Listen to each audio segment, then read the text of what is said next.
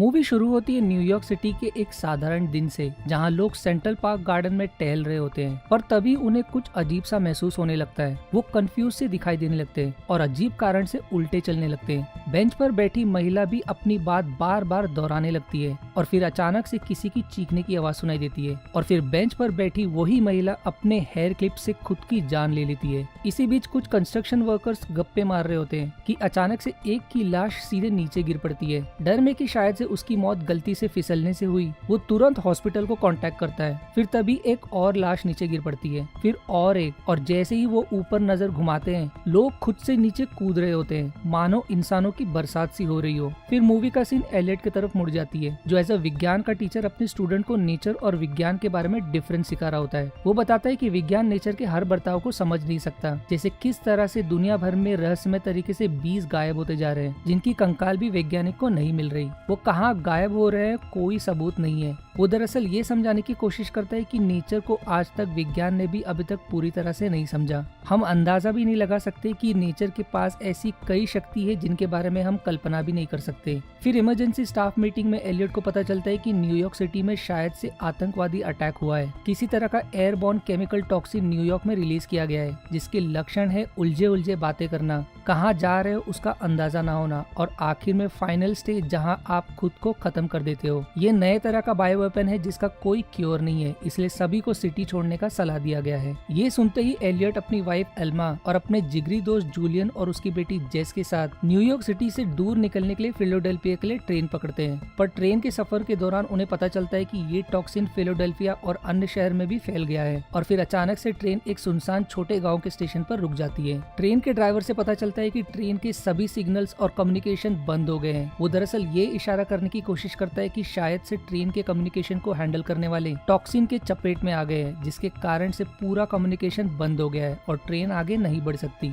फिर दूसरा scene Philadelphia की तरफ मुड़ जाता है, जहाँ एक डॉग को टहलाते हुए एक हल्का सा हवा का झोंका गुजरता है, जिसके ठीक बाद सभी जैसे वहीं फ्रीज हो जाते हैं। फिर थोड़ी देर में उनमें से एक पुलिस खुद को शूट कर देता है और फिर देखते देखते बाकी सभी एक एक करके पुलिस के गन से खुद को शूट करने लगते हैं, यानी कि ये लोग भी टॉक्सिन के असर में खुदकुशी कर रहे होते हैं। अब जूलियन अपनी वाइफ तक फोन पर नहीं पहुंच पाता और उसे बहुत फिक्र होने लगती है, क्योंकि उसकी वाइफ प्रिंसटन में मिलने वाली होती है। वहीं किसी स्ट्रेंजर के फोन में एक लेटेस्ट ट्रेंडिंग वीडियो को देखकर वो और डर जाता है, क्योंकि उस वीडियो के मुताबिक एक इंसान खुद को शेर को खिलाने के लिए उनको उकसा रहा होता है और फिर वो शेर एक एक करके उसे दबोच लेते हैं। कमाल की बात यह होती है कि इतने टॉर्चर में होने के बावजूद उसे कोई दर्द महसूस नहीं होता, जैसे वो हिप्नोटाइज सा हो। जूलियन के पास और कोई चारा नहीं होता, इसलिए डिसाइड करता है जोखिम लेकर अपनी वाइफ को बचाने का। इसीलिए किसी अनजान से लिफ्ट लेकर प्रिंसटन के लिए निकल पड़ता है, पर वो अपनी बेटी जेस को खतरे में नहीं डाल सकता, इसीलिए उसे एलियट के साथ छोड़ देता है। पर बीच रास्ते में उसे पता चलता है कि प्रिंसटन भी इसके चपेट में आ गया है, क्योंकि रास्ते में उसे पेड़ पर कुछ लोगों की लाश टंगी दिखाई देने लगती है और फिर उसके कार में सवार सभी टॉक्सिन के प्रभाव में आ जाते हैं और फिर कार का ड्राइवर फुल स्पीड में कार को एक पेड़ से ठोक देता है। जूलियन कार के एक्सीडेंट से बच जाता है, पर टॉक्सिन के प्रभाव में वो कार के टूटे हुए कांच से खुदकुशी कर लेता है और अपनी लाइफ वहीं खत्म कर देता है।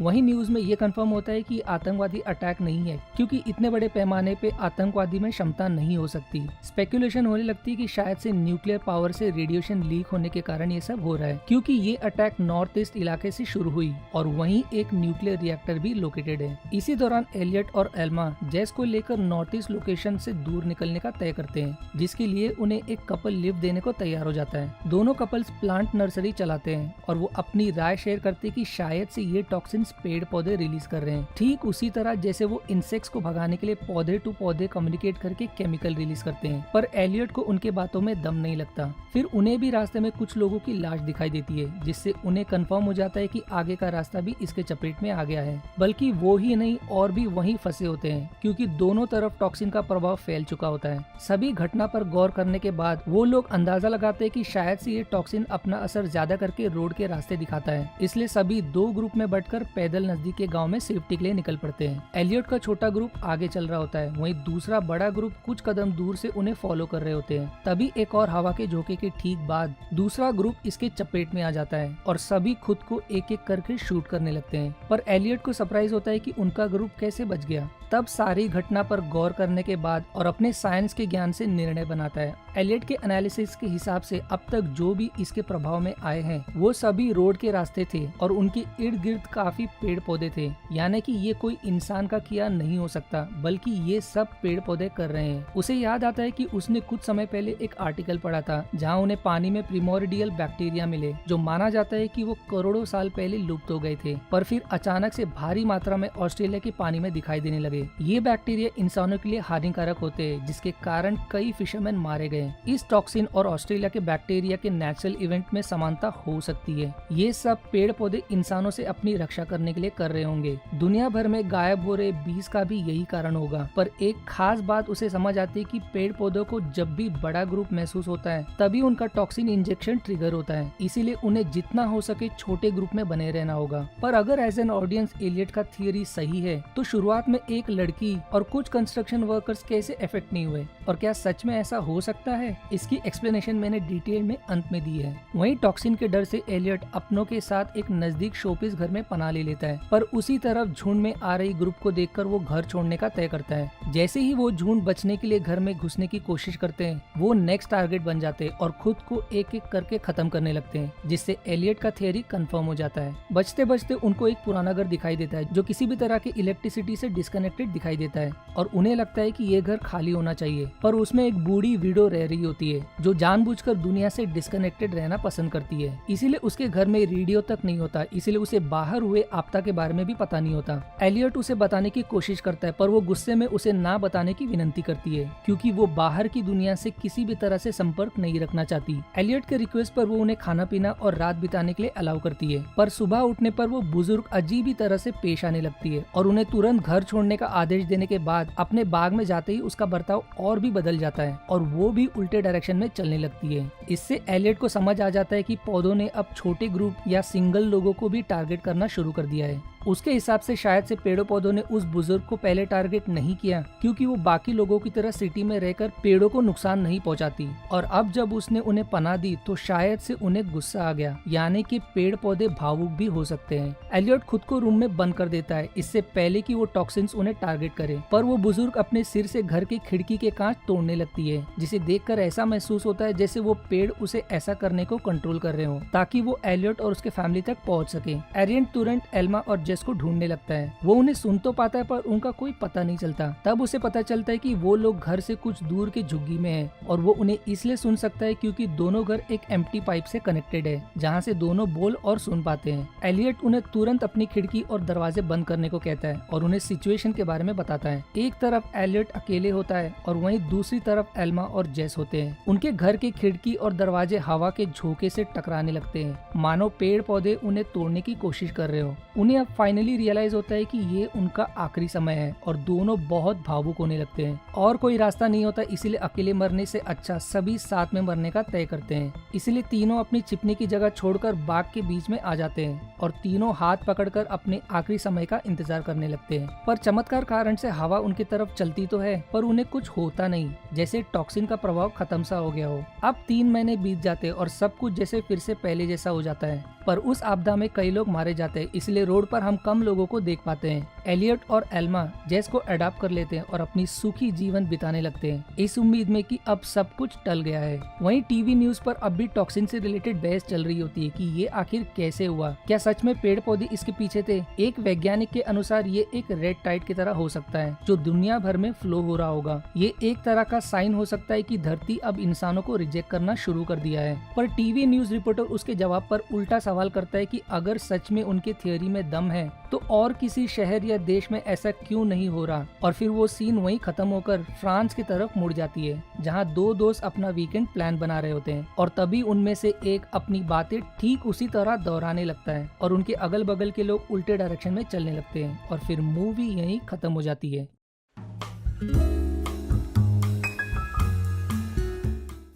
मूवी जरूर खत्म हो गई, पर कुछ सवाल अपने दिमाग में आती है कि क्या सच में ऐसा हो सकता है? क्या पौधे इंसान के प्रेजेंस को महसूस कर सकते हैं? क्या उनमें इमोशंस होते हैं? और क्या वो इतना तक पता कर सकते हैं कि कौन से ग्रुप में कितने लोग मौजूद हैं अटैक करने के लिए? और आखिर में कि इसका असर कुछ लोगों पर, जैसे कुछ कंस्ट्रक्शन वर्कर और उस महिला पर क्यों नहीं हुआ? पहला सबसे बड़ा सवाल कि क्या इस मूवी की कहानी में दम है? इसे जानने के लिए आपको famous interrogation specialist Grover Cleveland Baxter junior के बारे में पढ़ना होगा। बैक्स्टर अपने झूठ पकड़ने वाले डिवाइस के लिए माने जाते हैं, जो आज भी यूज किया जाता है। उनका मशीन झूठ को पकड़ने के लिए इंसानों के पल्स, रेस्पिरेशन रेट और गैल्वेनिक स्किन रिस्पॉन्स को रीड करता है। जब भी कोई इंसान झूठ बोलता है, डिवाइस की रीडिंग अचानक से बढ़ने या घटने लगती है। एक सुबह उन्होंने इसे उनके घर के एक पौधे पर टेस्ट करने का सोचा। उन्होंने पौधे की रीडिंग को समझने के लिए उसके एक पत्ती को जलाने का सोचा। इससे पहले कि वो उसे जलाए, पौधे की रीडिंग अचानक से बढ़ने और घटने लगी। तब से उन्होंने ये कंक्लूड किया कि पौधे डर को महसूस करने के अलावा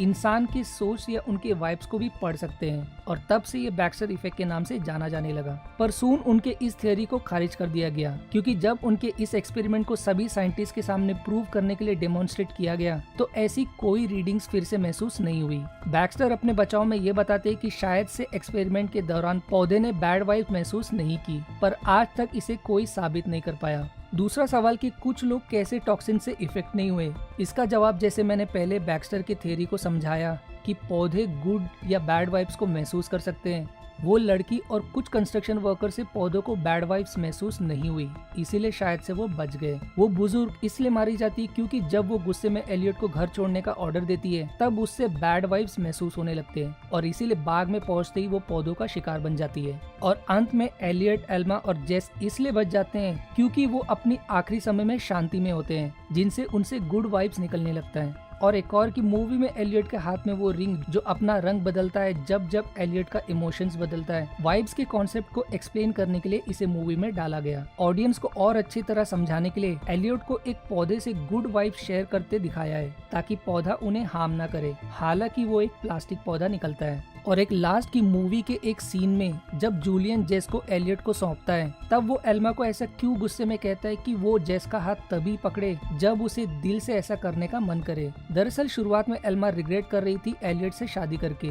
जो जूलियन को पता लगता है एलियट से, क्योंकि एज अ बेस्ट फ्रेंड वो उससे अपने सारी बातें शेयर करता है, और इसके लिए जूलियन एल्मा को हेट करने लगता है। वो एक तरह से उसे ताना मारता है कि अगर रिग्रेट ही था तो उसने सीधे साधे एलियट से शादी करके उसे क्यों फंसाया। आज के वीडियो में इतना ही। आई होप आपके सारे सवाल के जवाब मैंने दिए, पर अगर अब भी कोई सवाल या आपके पास और कोई मूवी एक्सप्लेनेशन की रिक्वेस्ट हो तो कमेंट में मेंशन करें।